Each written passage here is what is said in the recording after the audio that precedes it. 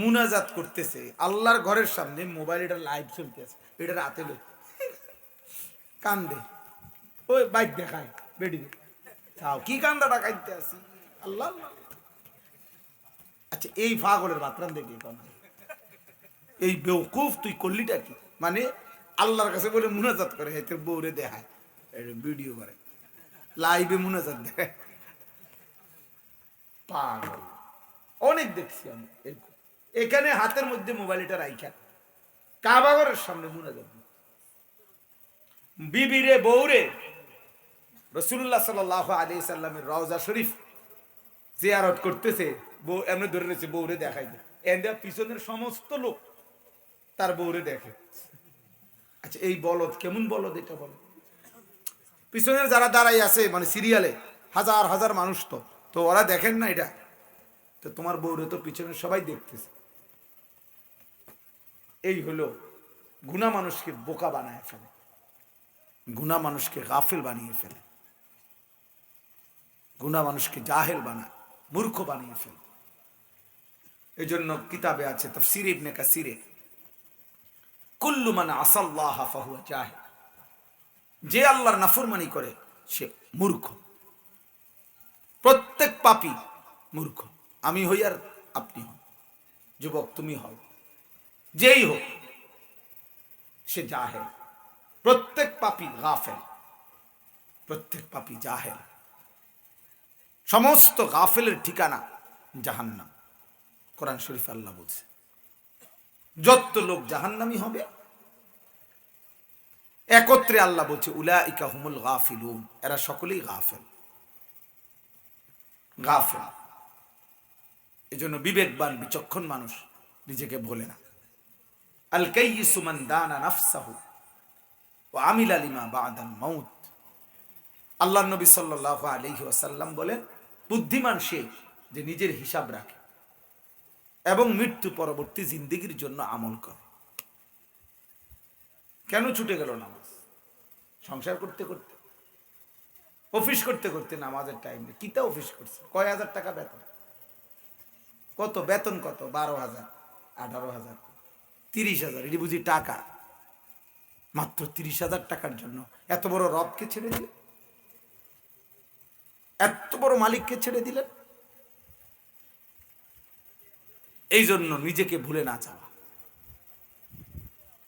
প্রত্যেকের মধ্যে এটা খেয়াল রাখতে। নবীগণ পর্যন্ত যারা 24 ঘন্টা উম্মতের ফিকির করতেন, নবীরা, নবীদের চাইতে উম্মতের প্রতি দরদি আর কেউ নেই। সেই নবীরা পর্যন্ত আলাদা নিজের জন্য দোয়া করতেন। কোরআন শরীফের অগণিত আয়াত আছে যেখানে নিজের কথাও আলাদাভাবে বলছে। রব্বানা গফিরলি ওয়া লিওয়ালিদাইয়া ওয়া লিল মুমিনিন। ইব্রাহিম আলাইহিস সালামের দোয়া, আল্লাহ আমারে মাফ করে দেন, আমার বাবা মাকে মাফ করে দেন এবং সমস্ত ঈমানদার পুরুষ নারীদেরকে মাফ করে দেন। এই যে আলাদা আলাদা বলছি কিনা? কথা বলেন না? আলাদা আলাদা বলছে না? নিজের কথা বলছি কিনা বলেন? আলাদা বলছে। নিজেকে ভুলে না যাওয়া, নিজেকে ভুলে না যাওয়া, আত্মভোলা হয়ে যাওয়া অনেক বড় একটা অভিশাপ। আত্মভোলা, আত্মভোলা মানে নিজেকে ভুলে যাওয়া। কেউ যখন নিজের ইবাদত, আমল, ইমান, নিজের আখলাক, নিজের জিন্দিগি নিজে ভুলে যায়, এটা অর্থ হলো আল্লাহ তাআলার লানত তার উপরে পড়ছে, এই জন্য সে নিজেকেই ভুলে গেছে। ওয়ালা তাকুনু কাল্লাযীনা নাসুল্লাহা ফাআনসাহুম আনফুসাহুম। এই সরাসরি কোরআনের আয়াত। আল্লাহ বলছে, বান্দা আমাকে এই পরিমাণ ভুলে যেও না। বেশি দিন আমাকে ভুলে গেলে একদিন আমি তোমাকে তোমার নিজের কথা ভুলায় দেব, আত্মভোলা করে দেব। সেদিন আর কোনোদিন তোমার নিজের কবর, আখেরাত, পরকাল মনে পড়বে না, মনে পড়বে না। এই দুনিয়া নিয়ে ব্যস্ত হইতে হইতে হঠাৎ করে একদিন খবরে আল্লাহকুমুত তাকাসুর হাত্তা যুরতুমুল মাকাবির। আল্লাহ তাআলা বলে, দুনিয়া বাড়ানোর নেশা তোমাদেরকে ব্যস্ত করে দিল, এরই মধ্যে একদিন তুমি পৌঁছে গেলে কবরস্থানে। কাল্লা সাউফা তা'লামুন। শোনো বান্দা, সেদিন কবরে নিয়েই আমি তোমাকে সব বুঝাবো, তোমাকে দেখাবো কি উচিত ছিল আর কি উচিত ছিল না, আমি সেটা তোমাকে দেখাবো। সাউফা তা'লামুন, অল্প সময়ের মধ্যে তুমি বুঝবা যে হায় আমার উচিত ছিল কি, আমি করলাম কি। এই জন্য এই যে মাহফিলগুলো, ওয়াজ নসিহত, এর প্রতিটা আয়োজন ভাইয়া জিন্দেগি বদলানো। শুধু প্রদর্শনী এই মাকসাদ করলে হবে না ভাই, যে আমরা মানুষ জমাইছি, লোক হইছে, খালাস 3 লাখ টাকার সার্থকতা যদি এই হয় যে লোক হয়েছে, তো কি এরপরে কি কথা বুঝেন নাই আমার? এটাই সফলতা একটা মাহফিলের সার্থকতা? তো অর্জন কি সেটা? আল্লাহর বান্দার দিলের হালাত কি, মুসলমানের কিশোর নওজওয়ানের হালাত কি, জিন্দেগির পরিবর্তনের অবস্থা কি, এটা ভাবা উচিত। এই জন্য যারা এই হেলফুল ফুজুল ইসলামী যুব সংঘ 4th বার্ষিক মাহফিল, যেহেতু বোঝা গেল আগেও এই মাহফিলটা চলমান, তাহলে এই নওজোয়ান ভাই আমি তোমাদের কাছে অনুরোধ করছি, প্রথম অনুরোধ আমার, এখানে যারা এই সংঘের সদস্য যারা, আবার আলাদা বসবা, তোমরা বৈশা বলবা যে আমরা এই সমাজের জন্য, এই মহল্লার জন্য আর কি করতে পারি। 2 রকমের সেবা হইতে পারে। এক হলো মানুষের বিভিন্ন আসবাবপত্র, সরঞ্জামাদি, সামান, এগুলোর সেবা দেওয়া, এটা একটা সেবা। আর হলো মানুষের জিন্দেগি বদলে দেওয়া, এটা আরো বড় সেবা। এক তো হলো প্রত্যেকের ঘরে ঘরে আমি ইফতার সামগ্রী দিয়ে আসলাম, ভালো, মাশাআল্লাহ, ভালো কাজ। প্রত্যেকের কাপড়, পোশাক, লুঙ্গি, জামা ইত্যাদি দিলাম, মাশাআল্লাহ, ভালো। কারো ঘর করে দিলাম, কারো টিউবওয়েল বসাই দিলাম, কারো চিকিৎসার খরচ দিলাম, কোনো বাচ্চার ফর্ম ফিল আপের টাকা দিলাম, মাশাআল্লাহ, সেবামূলক কাজ, এটা সুন্দর। কিন্তু তার চাইতে কোটি গুণ বেশি দামি কোন এক আল্লাহর বান্দাকে আল্লাহর দিকে ফিরায় দাও, আখিরাতের দিকে ফিরায় দাও। যে গত 365 দিন, গত খোদার 1 বছরে কোনোদিন ফজরের নামাজ পড়ে নাই, তুমি বলেও ভাবে দেখো এই যুবক কি পরিমাণ লানতের যোগ্য। তো ওরে নামাজের কথা বলবে কে? ওরে আল্লাহর দিকে ফিরাবে কে? তাইলে এই একদিনের ওয়াজ দিয়া, বক্তা আমি না, আরো না, চাঁদের দেশ থেকে হুজুর আনলো, এক কথায় একদিনেই বদলাবে না। ধারাবাহিক মেহনত করতে হবে। ধারাবাহিক কি করতে হবে? মেহনত। ধারাবাহিক বলতে হবে, ফিকির করতে হবে, মানুষের জীবন বদলান। ফাওয়াল্লাহি লা আন ইয়াহদিয়াল্লাহু বিকা রাজুলান ওয়াহিদান খায়রুন লাকা মিন হুমুরিন নাআম। প্রিয় ভাই, বুঝতে শেখো।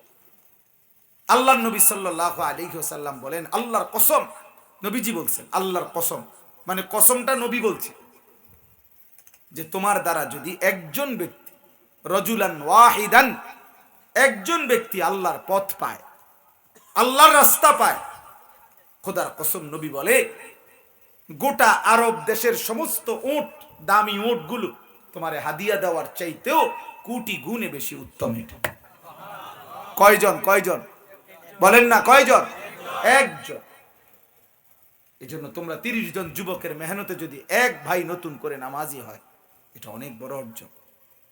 এক যুবক নতুন করে ফিকির করছে যে আমি এখন থেকে নামাজ পড়ব, এটা বড় অর্জন। চট্টগ্রাম সন্দ্বীপ একটা জায়গা আছে, সন্দ্বীপ দ্বীপ, বঙ্গোপসাগরের পারে, ওই পারে, অর্থাৎ ওইখানে যাওয়ার একমাত্র মাধ্যম বঙ্গোপসাগর পাড়ি দিয়ে যাও। আমি প্রতি বছরই যাই, স্পিড বোট দিয়ে যাইতে হয়, ট্রলার দিয়ে যাইতে হয়, লঞ্চ, স্টিমার দিয়ে যাইতে হয়, এমনি কোনো রাস্তা নেই, কোনো রাস্তাও নেই, ব্রিজও নেই। তো এই সন্দ্বীপে গত 1 বছর আগে আমি যাওয়ার পরে 4টা যুবক ছেলে কলেজে পড়ে, ওরা 4 জন না 5 জন যেন, ওরা ফজরের নামাজ পড়ে নিয়মিত। তো সাগরের পারে প্রতিদিন ফজর পড়ে তারা হাঁটে। এটা তো সাগরের পারেই, তাগো দেশটাই তো সাগরের পার। তো তারা একদিন নিজেরা বলে উঠছে যে আচ্ছা, আমরা যে সকালবেলা ভোরে ফজর পড়ি হাঁটি, চলো এক কাজ করি, না হাইটা আমরা আমাদের বন্ধু বান্ধবদেরকে ফজরের নামাজের জন্য উঠাই, ক্যাম্পেইন করি, ফজরের জন্য গণসংযোগ সংযোগ করি, কারে কারে উঠানো যায়। এরপরে তারা সিদ্ধান্ত নিয়ে, এই 4-5 জন ছেলে মাত্র, হুজুর না এরা, কলেজের ছেলে, আলহামদুলিল্লাহ কাজ শুরু করছে। বিশ্বাস করো ভাইয়া, আমি অবাক। ঠিক বরাবর 1 বছর পরে আমি পরের বছর যেখানে মাহফিলে গেছি, এরকম প্যান্ডেল মাহফিল, এক মাদ্রাসার বিশাল, এরকম 4টা হইব প্যান্ডেল, এই বিরাট মাহফিল মাদ্রাসার, ওই এলাকার সবচেয়ে বড় মাদ্রাসা সন্দ্বীপের, এবং উনি পুরা সন্দ্বীপের ওলামাদের, ওই মাদ্রাসার মহতামিম সাহেব হলো সভাপতি সংগঠনের, ওনার মাদ্রাসার বার্ষিক মাহফিলে আমি রাত্রে বয়ান করছি। ওরা আমার আগেই যোগাযোগ করছে যে হুজুর আপনার শেষ যে মাহফিলটা যেখানে, ওই মাহফিলে ওই প্যান্ডেলের মধ্যে ফজর বাদ আমাদের একটা ছোট্ট মাহফিল হবে, শুধু আমরা ফজরের নামাজের সাথীরা। আমি ঠিক আছে, আমি যেহেতু রাত্রে থাকমু, ওখানে আসার সিস্টেম নাই, মানে এই সাগরের মধ্যে রাত্রে আহন যায় না, পরের দিন আইতে হয়। তো আমি ফজরের নামাজ পড়ে কত 40 মিনিট পরে আমার রোমের থেকে ওরা আনছে, দেখি পুরা প্যান্ডেল ভরা কিশোর নওজোয়ান ছেলে, বলতেছে হুজুর এরা আমাদের সব ফজরের নামাজের সাথী। আমাদের 1 বছরের মেহনতে 4500 লিস্টেড, মানে কাগজে লিস্টি করা ছেলে ফজরের নামাজ জামাতে পড়ে। বন্ধু আমার, এই জন্য শুধু লৌকিকতা যেন না হয়, প্রদর্শনী না হয়, বরং আরো ফিকির চাই। এই ছেলেদেরকে বদলানো দরকার, বদলানো দরকার। তোমরা যারা আয়োজন করছো, ধরে নাও যাদের এই আয়োজনের ব্যস্ততা, দৌড়াদৌড়ি হুড়াহুড়ি করতে গিয়ে হতে পারে কেউ মাগরিবের নামাজ পড়ো নাই, এশার নামাজ পড়ো নাই, তাইলে বন্ধু অর্জনটা কি? কার জন্য কি করলে? তুমি পেশাবের উপরে দাঁড়াই আরেকজনকে বুঝি মধু খাওয়াইলা, হ্যাঁ এটা বুঝি কোনো কথা হইল? তোমার এই মাহফিল, এই ব্যস্ততা করতে কইছে কে? এই দৌড়াদৌড়ি, এত এত ঝামেলা তোমার কান্দে লইতে কইছে কে? যে ঝামেলা তোমার মাগরিব পড়তে দিল না, এশা পড়তে দিল না। কথা বুঝেন নাই আমার? এটা জরুরি। আমরা একদিনে আলহামদুলিল্লাহ এমনি বলতেছি, অসংখ্য কাজের ব্যস্ততা থাকে, কিন্তু ড্রাইভার, সাথের সঙ্গী, হিসাব করা বলা যে ঘুমে থাকি আর গাড়ি যাই, জামাতের টাইমে মসজিদের সামনে হাজির থাকা, নামাজ জামাতে পড়া, তো জরুরি বিষয়। এই জন্য আমি বললাম এই নওজোয়ানদের এই সুন্দর আয়োজন আরো কার্যকর পদক্ষেপ নিতে হবে। 2 ধরনের, এক হলো বললাম যেটা সেবামূলক, আর একটা হলো চরিত্র গঠনমূলক, জিন্দিগি বদলাম। এটা কঠিন, একটু এটা কঠিন। ওই পোলাপাইন দেখবে এমনি তারেনারে সবাই সবাই যার যার হালাতে ছেড়ে দিয়ে এমনি কাজ করাও করবে, রাজি আছে, হ্যাঁ। কিন্তু এ কথা ঘোষণা দাও যে 30 দিন ফজরের নামাজ আমরা জামাতের সাথে যারা পড়বো তারাই আমরা এই কাজটা করব, এবার লোক কমে যাবে, এবার লোক কমে যাবে। অথচ নামাজ, ফজরের নামাজ যার কপালে নাই, ফজরের নামাজ যে পড়ে না, আল্লাহ নবী সাল্লাল্লাহু আলাইহি ওয়াসাল্লাম বলছে সে খবিস, সরাসরি হাদিস। ওয়া ইল্লা আসবাহা খাবিসান নাফস, নবীজি বলছে তার কলজাটা শুদ্ধ খবিস। এটা খবিস না, শুধু তার ভিতরটাও খবিস। এটা খবিস যে ফজরের নামাজ পড়ে না। হ্যাঁ, কাসলান, আল্লাহ নবী সাল্লাল্লাহু আলাইহি ওয়াসাল্লাম বলছে যে ফজরের নামাজ পড়ে না সে অলস, সে অলস। আপনার দৃষ্টিতে সে যত পরিশ্রমী মনে হয়, নবীজি বলছে সে অলস, যে সে অলস। রাসূলুল্লাহ সাল্লাল্লাহু আলাইহি ওয়াসাল্লাম বলছেন যে ফজরের নামাজ পড়ে না, যাকা রাজুলুন বালা শাইতানু ফি উযুনাইহি, সে এমন ব্যক্তি শয়তান যার 2 কানে পেশাব করে দেয়। হ্যাঁ, সরাসরি হাদিস, যে ফজরের নামাজ পড়ে না শয়তান তার 2 কানে মোতে পেশাব করে, পেশাব করে। তো নবী সাল্লাল্লাহু আলাইহি সাল্লাম তো রসিকতা করে কথা বলেন, নাউযুবিল্লাহ। কি মনে হয় কথা বোঝেন নাই? নবী সাল্লাল্লাহু আলাইহি ওয়াসাল্লাম কোনো কথা রসিকতা করে বলছে যে মস্কারি করে কইছে এটা? নাউজুবিল্লাহ, এমন তো হতেই পারে না। তাহলে তিনি কেন এই কথা বললেন? রাসূলুল্লাহ সাল্লাল্লাহু আলাইহি ওয়াসাল্লাম বলছেন যে ফজরের নামাজ পড়লো ফাহুয়া ফি জিম্মাতিল্লাহ, সে আল্লাহ তাআলার আশ্রয়ে ঢুকে গেল, আল্লাহর আশ্রয়ে ঢুকে গেল, আল্লাহ যেন তাকে আপন করে নিল। নবী সাল্লাল্লাহু আলাইহি ওয়াসাল্লাম বলছে যে ফজরের নামাজ পড়লো সে যেন আল্লাহর পতাকা হাতে নিল, যে ফজরের নামাজ পড়লো না সে যেন শয়তানের পতাকা নিয়ে বের হলো। হাদিস, এগুলো সব হাদিস। এজন্য দোস্ত আমি অনুরোধ করলাম ফজরের ক্যাম্পেইন করো, তোমার সংগঠনের সদস্যরা বারবার বসো যে চলো বন্ধু আমরা সবাই ফজরের নামাজ পড়বো, একজন আরেকজনকে ডেকে দেবো, অসুবিধা কি? আল্লাহর জন্য একজন আরেকজনকে ডাকো। সবাই মিলে উদ্যোগ না নিলে ভাইয়া, একজন বক্তা দুইজন বক্তার দুইটা হুঙ্কারে, দুইটা কথায় এই বৃহত্তর জনগোষ্ঠী বদলাবে না, এত বিপুল পরিমাণ মুসলমান বদলাবে না। সবাই মিলে মুখ খুলতে হবে, সবাই মিলে যার যার অবস্থান থেকে আল্লাহর দিকে ফেরাবার চেষ্টা করতে হবে। এই জন্য নবী সাল্লাল্লাহু আলাইহি ওয়াসাল্লাম উৎসাহ করতেছেন যে বাল্লিগু আন্নি ওয়ালাউ আয়া। এটা কেন বললেন তিনি? যে একটি কথা, একটা বাক্য, একটা শব্দই আমার পৌঁছে দাও। তুমি অল্পই জানো, অল্পই কও, অল্পই বলো।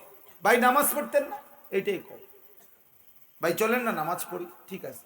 30 বছর আপনার কথা সে প্রত্যাখ্যান করছে, আপনি বলেন 950 বছর পর্যন্ত তো নুহু নবী বলছে, তা আপনি তো নবী না, তা আপনি উম্মত হইয়া 2 বছরে থেমে গেলেন কেন? কথা বুঝেন নাই? আপনি তো সাধারণ মানুষ, আপনি থামলেন কেন? হ্যাঁ হুজুর কইছি, মনে 200 বার কইছি হুজুর, কিন্তু এমন অসিব্য হুজুর আর বুঝছি নামাজ পড়তো না, হেলা সাইরা দিছে, এবার বুঝছি। আপনার কাছে কে বলছে আপনি বুঝছি? কে জানাইছে? কেডা আপনার? জিব্রাইল জানাইছে নাকি? কথা বলেন।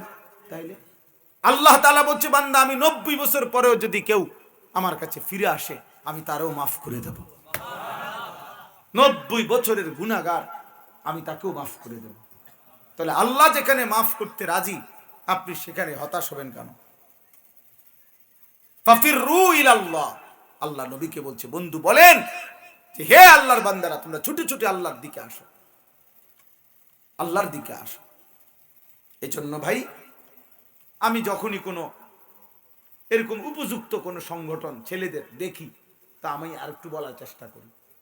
আমার কথা হলো মাশাআল্লাহ মাহফিল ভালো জিনিস, এটা একটা উত্তম মহৎ আয়োজন, কিন্তু আরেকবার বসো প্রতি 3 মাসে অন্তর নিজেদের মহল্লার মসজিদে ঘুরে ঘুরে, যার সংগঠনওয়ালাদের মহল্লা যেটু মনে করো 10টা মসজিদ আছে, এই 10টা মসজিদের মধ্যে তোমরা 2 মাসে 3 মাসে এলাকার স্থানীয় আশপাশ থেকে বুজুর্গ উলামায়ে কেরামকে দাওয়াত দিয়ে আসর থেকে এসা অল্প সময়ের জন্য ইসলাহি মজলিস আয়োজন করো। যে 2 জন হুজুর এলাকার এত বড় হুজুর, সব হুজুর একবারে বিরাট হুজুর হইতে হইব, মানুষ একটা ফিডাফিডি লাগ দইব এমন দরকার না। এটা কোনো জরুরি কথা, দরকার পরিবর্তন। দরকার কি? পরিবর্তন দরকার। যুগ জামানা বদলে দিতে চাই না 1000 জন, এক মানুষই আনতে পারে জাতির জাগরণ। হ্যাঁ, এজন্য নিজেদের কাছাকাছি ওলামায়ে কেরামকে ব্যবহার করলে ভালো, ওনাদেরকে দিয়া বলাইলা মানুষের কল্যাণ, অর্থাৎ জিন্দেগি বদলানো দরকার, জীবন বদলানো দরকার। আল্লাহ তাআলা আমাদেরকে তৌফিক দান করেন, আল্লাহ তাআলা আমাদেরকে কবুল করে নেন। এবার আমি কয়েকটা আয়াত পড়ছি, এই আয়াতের তর্জমা বলি, অল্প একটু কথা, আর একটু সবর করবেন মাশাআল্লাহ। ছেলেরা যদি আমার থেকে, আমার অনুমতি থাকলো, শুধু ওয়াজের ব্যাপারে না, অন্য কোনো সময় যদি আমরা আরো কি করতে পারি পরামর্শ করতে চাও, আমি পরামর্শ দিতে ইনশাআল্লাহ রাজি আছি। কিন্তু আমি চাই যে আরো কার্যকর পদক্ষেপ হইতে, ধারাবাহিক কাজ করতে হবে। এবং এই লাইনে কাজ হওয়া যে ব্যক্তির সংশোধন, ব্যক্তির ইসলাহ, পরিবর্তন আসা, পরিবর্তন আসা। প্রত্যেকের কলিজা, এই যুবক ছেলেদের কলিজার ভিতরে ইমান আছে, ওদের বাবা মুসলমান, এদের মা মুসলমান, রক্তে ইসলাম আছে। গুনাহ হয়তো ঢাইকা দিছে, আবার নাড়ায় দিলে, একটু সাফ করে দিলে ইমান থেকে উঠবে ইনশাআল্লাহ।